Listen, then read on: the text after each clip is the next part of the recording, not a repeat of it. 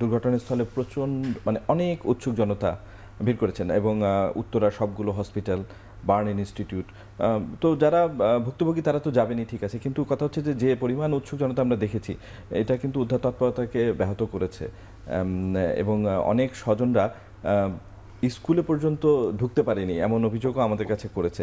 আমরা মানে এই যে কোনো দুর্ঘটনার ক্ষেত্রে, অগ্নি দুর্ঘটনা থেকে শুরু করে অন্যান্য দুর্ঘটনা, কোনো ঘটনায় এই যে যে উৎসুক জনতা এটাকে এখন পর্যন্ত নিয়ন্ত্রণ করতে পারলাম না।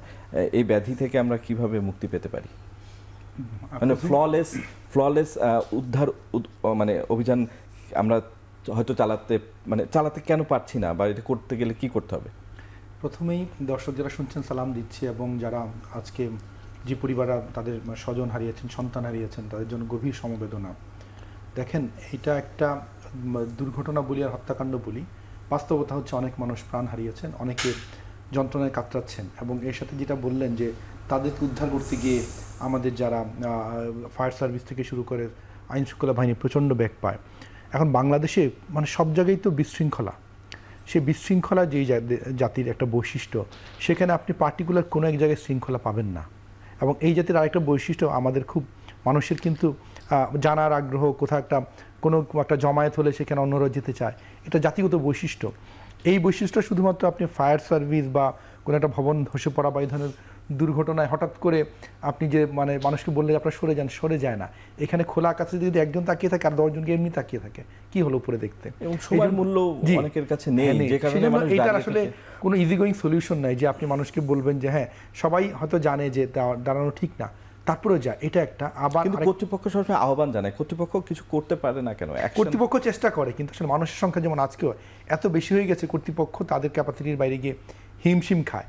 তবে অবশ্যই আমাদের নাগরিকদের দায়িত্ব আছে এইসব ক্ষেত্রে, অন্তত নিরাপদ দূরত্বে যেখানে গেলে অন্তত কোনো ধরনের উদ্ধার তৎপরতায় কোনো ধরনের ব্যাঘাত ঘটবে না, সেটা আমাদের নাগরিক হিসেবে দায়িত্ব। এটা আমাদের বারবার বলা। এবং শুরুর সময় যে কৌতূহল না হয় থাকতে পারে, কিন্তু এই যে 6-7 ঘন্টা ধরে যে উদ্ধার অভিযান চললো, রাতেও আমরা দেখলাম, তখনও কিন্তু একই পরিমাণ উৎসুক জনতা ছিল। তার মানে অনেকে শুধুই দাঁড়িয়ে হ্যাঁ, সেটা এখন এইটা আমরা মানুষকে আহ্বান করতে পারি, সচেতন করতে পারি, কথাটা বারবার বলতে পারি, বলা উচিত, এতে যদি এই মাত্রাটা কিছুটা কমে। হ্যাঁ, কিন্তু দিন শেষে ওই যে একটা জাতির যেই মনস্তত্ত্ব, তার কালচার, সেটা কিন্তু অনেক ক্ষেত্রে অনেক ঘটনায় একটা বড় ভূমিকা রাখে। হ্যাঁ, এইটা আমাদের মাথায় রাখতে হবে।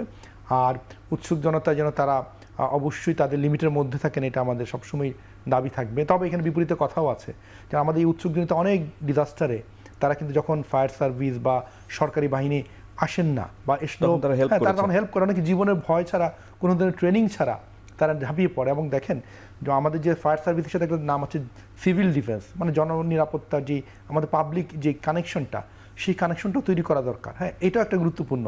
তবে এখানে অবশ্যই যারা ট্রেন ভলান্টিয়ার আছে তারা যেভাবে যাবেন, আর একদম আনট্রেন্ড জাস্ট একটা নর্মাল একটা যিনি জানেন না তিনি দাঁড়িয়ে থেকে ব্যাঘাত ঘটবেন, এটা কাম্য না।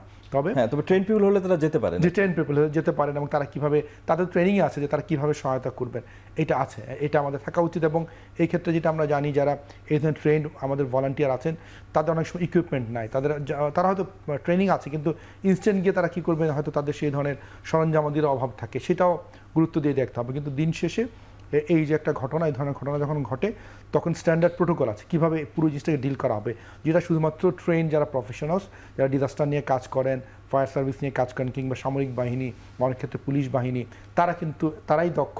এবং তাদেরকে সুযোগ দিতে পারলে কিন্তু অনেক ক্ষেত্রে দেখা যায় যে তাদেরকে হাসপাতালে নেওয়া থেকে শুরু করে আরও অনেককে যারা আহত আছেন তাদেরকে উদ্ধার করাটা অনেক সহজ হয়। এটা অবশ্যই একটা বাস্তবতা আছে। তো সেটা আমরা মনে করি রাষ্ট্র এটা নিয়ে কাজ করবে। কিন্তু দিন শেষে আসলে ঘটনার স্কেলটা এত বড় যে এটা আমাদের এখনও আমরা যতটুকু ভাবছি, হয়তো দেখা যাবে তার ক্যাজুয়ালিটির সংখ্যা আর অনেক বাড়তে পারে। এবং দেখেন, এই ক্ষেত্রে আপনিও নিশ্চয়ই খেয়াল করেছেন, এখন কিন্তু এমন যুগ না যেখানে আপনি তথ্যকে চাপা দিয়ে রাখতে পারবেন। প্রত্যেকের হাতে মোবাইল ফোন আছে, তারা শুধু যে আপনার ইনফরমেশন দেয় না, ভিডিও দেয়। হ্যাঁ, যার ফলশ্রুতিতে এখন যেটা একটা অ্যালার্মিং বিষয়, যে পরিমাণ হতাহতের সংখ্যা বা আমাদের ট্রেডিশনাল মিডিয়াতে দেখছি, আর আমরা ফেসবুকের মাধ্যমে, মানে যারা বলছে আমরা অন স্পট, তারা একদমই সাইটে আছি, তাদের সংখ্যা এবং আমাদের মেইন স্ট্রিম মিডিয়ার সংখ্যা মিলছে না। এই কথাটা এই কারণে তুলে আনলাম যে আপনার রাষ্ট্রকে সবসময় ট্রাস্টের জায়গায় যেতে হবে। হ্যাঁ, যেমন জুলাই আগস্টে যখন গণ-অভ্যুত্থান হয়েছিল, তখনও মেইন স্ট্রিম মিডিয়া অনেক তথ্য দেয় নাই। হ্যাঁ, কিন্তু পরবর্তীতে দেখা গেল কী পরিমাণ বিভৎস একটা বিষয় আসছে। তাহলে এই যে আস্থাহীনতা জায়গাটা, এই যে নতুন বন্দোবস্তের কথা আসলো, সেখানে আপনি যতজন মারা গিয়েছেন বা আহত হচ্ছে, আপনাকে প্রকৃত সিনারিওটা আনতে হবে। এখানে কোনো ধরনের তথ্যের যে আপনার এটাকে চাপা দেয়া, এই চাপা দেওয়ার বিষয়টা কিন্তু কখনোই রাষ্ট্রের জন্য ভালো হবে না। অবশ্যই যারা স্বজন হারিয়েছেন, হ্যাঁ, তাদের প্রকৃত সংখ্যা এবং কারা আহত হয়েছেন, তার কোন লেভেল আহত হয়েছেন, হ্যাঁ, এবং একই সাথে যে আমাদের যেটা এই পুরো ঘটনাটা কেন ঘটলো, হ্যাঁ, ইভেন আপনি জানেন যে 12 মিনিট পরে ঘটনাটা, একটা 6-এ উড্ডয়ন হয়েছে, একটা 18-তে আপনার এই যে এই ঘটনা ঘটেছে। তাহলে কখন এই আমাদের যিনি পাইলট ছিলেন তিনি কখন প্লেনটার কন্ট্রোল হারিয়েছেন, তিনি কি বুঝতে পেরেছিলেন কিনা? এবং আরেকটা জিনিস আমি ব্যক্তিগত অভিজ্ঞতা থেকে জানি যে প্লেন যখন এই ধরনের ক্ষেত্রে কন্ট্রোল লেস হয়ে যায় তখন কিন্তু এত অল্প সময় থাকে, হ্যাঁ, সেটাকে ডিল করাটা এত সহজ না। সুতরাং সেই মানে প্রকৃত তথ্যটা দরকার, এবং কখনোই আপনি কোনো ইনফরমেশন এবং ইনভেস্টিগেশন ডিটেল হওয়ার আগে আপনি কখনো কোনো কনক্লুশনে যাওয়া ঠিক না। এবং আমি জিনিসটা অত্যন্ত মানে গুরুত্ব দিয়ে বলতে চাই, সেটা জুলাই মাস, একটা আমার গণ অভ্যুত্থানের মাস। এই ধরনের মাসে এত বড় ঘটনা, যে ঘটনাটা কি হত্যাকাণ্ড বা স্যাবোটাজ, হ্যাঁ, বা অন্য কোনো এলিমেন্ট আছে কিনা, এই জিনিসটা যে কোনো এরোপ্লেন ক্র্যাশ সেটা দেখতে হয়, সেটা আমাদের অবশ্যই ইনভেস্টিগেট সেটা হয়তো সময় গেলে আমরা জানতে পারবো।